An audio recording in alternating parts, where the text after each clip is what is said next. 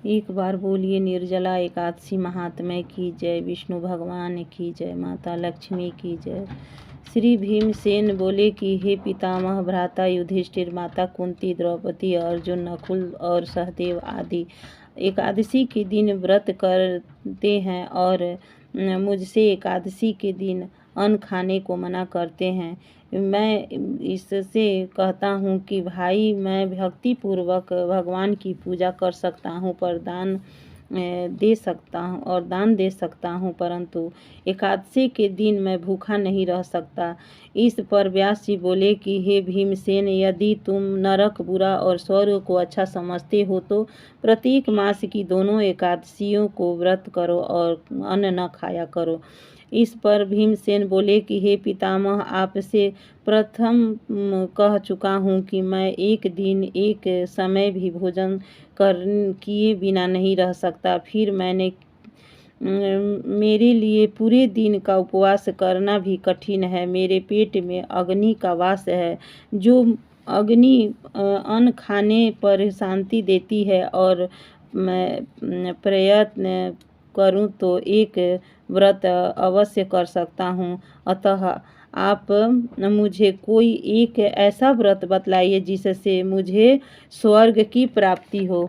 श्री व्यास जी बोले कि हे वायुपुत्र, बड़े बड़े ऋषि और महर्षियों ने बहुत से सहस्त्र आदि शास्त्र आदि बनाए हैं। यदि कलयुग में मनुष्य इसका आचरण करे तो अवश्य ही मुक्ति को प्राप्त होती है। इसमें धन बहुत खर्च होता है और उसमें से जो पुराणों का सार है उसे कहता हूँ कि मनुष्य को दोनों पक्षों की एकादशियों का व्रत करना चाहिए। इससे उसे स्वर्ग की प्राप्ति होती है। श्री व्यास जी बोले कि हे भीमसेन, कृष्ण पक्ष और मिथुन संक्रांति के मनुष्य मध्य में श्रेष्ठ ज्येष्ठ मास की शुक्ल पक्ष की एकादशी होती है। उसका नाम निर्जला है। निर्जला व्रत करना चाहिए। इस एकादशी के व्रत में स्नान और आचमन में एक जन वर्जित है, लेकिन आचमन में 6 मास से जल से अधिक जल नहीं लेना चाहिए। इस आचमन से शरीर की शुद्धि हो जाते हैं। आचमन में 6 मासे की अधिक जल मद्यपान के समान है। इस दिन भोजन करना नहीं चाहिए, क्योंकि भोजन करने से व्रत नष्ट हो जाते हैं। यदि सूर्योदय से सूर्यास्त तक मनुष्य जलपान न करे तो उससे 12 एकादशियों का फल मिलता है, और द्वादशी के दिन सूर्योदय से पहले भी उठना चाहिए। इससे पश्चात भूखे ब्राह्मण को भोजन कराना चाहिए। तत्पश्चात स्वयं भोजन करना चाहिए। इसका फल 1 वर्ष संपूर्ण एकादशियों का फल के बराबर है।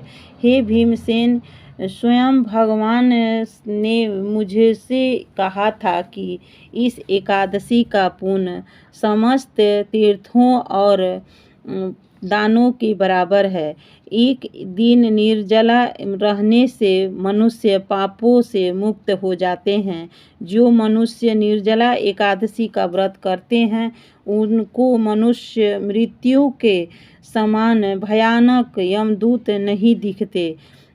उस समय भगवान विष्णु के दूत स्वर्ग से आते हैं और उसकी पुण्य पुस्तक विमान पर बैठाकर उसे स्वर्ग ले जाते हैं। अतः संसार में इससे श्रेष्ठ निर्जला एकादशी का व्रत है।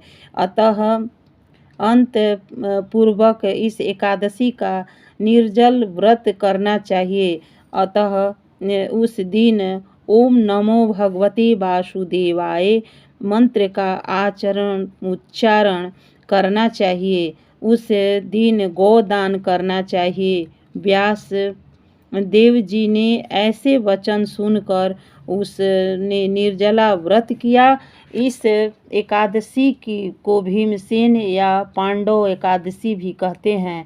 निर्जल व्रत करने से पहले भगवान की पूजा करनी चाहिए और उनसे विनय करना चाहिए कि हे भगवान, आज मैं निर्जला व्रत कर रहा हूँ। इसके दूसरे दिन भोजन करूँगा। मैं इस व्रत को श्रद्धापूर्वक करूँगा। इससे मेरे सब पाप नष्ट हो जाए। इस दिन एक बड़े वस्त्र से ढक कर स्वर्ण सहित दान करना चाहिए और जो मनुष्य इस व्रत का प्रहर में स्नान तप आदि करते हैं उसको करोड़ फल स्वर्ण दान का फल मिलता है। जो मनुष्य इस दिन यज्ञ होम आदि करते हैं उसका फल स्वर्ण भी नहीं हो सकता। इस निर्जला व्रत एकादशी के व्रत से मनुष्य विष्णु लोक को जाते हैं। जो मनुष्य इस दिन अन्न खाते हैं उसे चंडाल समझना चाहिए। वे अंत नरक में जाते हैं। ब्रह्म हत्या, मद्यपान करने वाले, चोरी करने वाले, गुरु से द्वेष करने वाले, असत्य बोलने वाले इस व्रत को डरने से स्वर्ग को जाते हैं। इस व्रत को अवश्य ही करें। इस व्रत को करने से वह सभी पाप नष्ट हो जाते हैं और अंत में स्वर्ग को जाते हैं।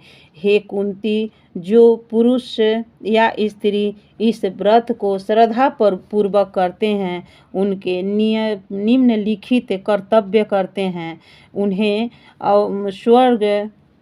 स्वर्ण प्रथम विष्णु भगवान की पूजा करनी चाहिए और तत्पश्चात गोदान करना चाहिए। इस दिन ब्राह्मणों को दक्षिणा, मिष्ठान और देना चाहिए। निर्जला के दिन अन्न, वस्त्र, छत्र, उपाहन आदि का दान करना चाहिए। जो मनुष्य इस एकादशी को प्रेम पूर्वक सुनते व पढ़ते हैं उनको स्वर्ग की प्राप्ति होती है और सभी पाप नष्ट हो जाते हैं। धन धान्य सब संपन्न हो जाते हैं। और एक बार बोलिए एकादशी महात्म्य की जय, विष्णु भगवान की जय। इस प्रकार सभी मनुष्यों को एकादशी का व्रत अवश्य ही करना चाहिए।